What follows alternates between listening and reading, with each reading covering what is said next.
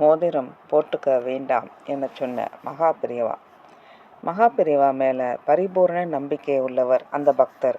அதே சமயம் ஜோசியம், ஜாதகம், கிரகங்கள்னு யாராவது ஏதாவது சொன்னால் அது எல்லாம் தட்டாமல் கடைப்பிடிக்க கூடியவர் அந்த பக்தர். ஒரு சமயம் மகானை தரிசிக்க ஸ்ரீமடத்துக்கு வந்திருந்தார். அப்போது கனிவர்க்கம், புஷ்பங்கள் எல்லாத்தையும் ஒரு மூங்கில் தட்டில் பெரியவா முன்னால் வச்சார்.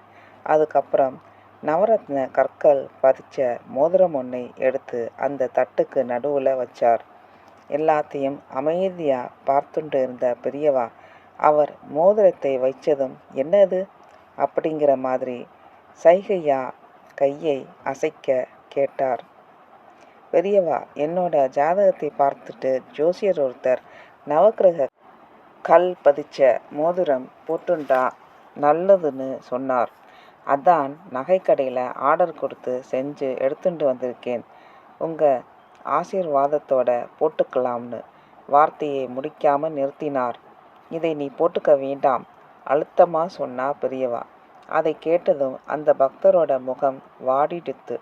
பெரியவா இதைன்னு இழுத்தவர் முடிக்கிறதுக்குள்ளே அதான் சொல்லிட்டேனே அப்படின்ட்டு கல்கண்டையும் குங்குமத்தையும் தந்து ஆசீர்வதிச்சார் பெரியவா.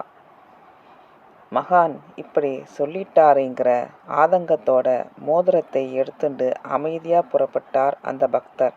அதுக்கப்புறம் 2 மாதம் கழித்து மறுபடியும் பெரியவாளை தரிசிக்க வந்திருந்தார் அந்த பக்தர். வழக்கம் போல் பெரியவா முன்னால் வந்து நமஸ்காரம் பண்ணினார். பெரியவா, உங்கள் பேச்சை கேட்காம அன்னைக்கு அந்த நவரத்ன மோதிரத்தை போட்டுட்டேன்.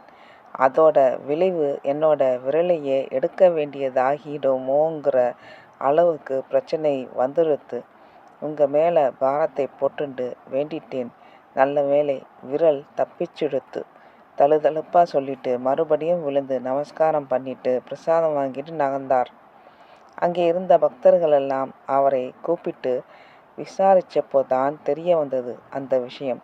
பெரியவா அவரை மோதிரத்தை போட்டுக்க வேண்டாம்னு சொல்லிட்டாலும் ஜோசியத்து மேலே உள்ள நம்பிக்கையால் மறுநாளே அந்த மோதிரத்தை போட்டுண்டார் அந்த பக்தர்.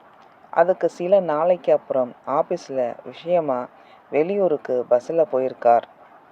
அப்போது ஜன்னல் பக்கம் உட்கார்ந்துட்டு இருந்த இவரோட கை லேசாக வெளியில் தெரிஞ்சிருக்கு.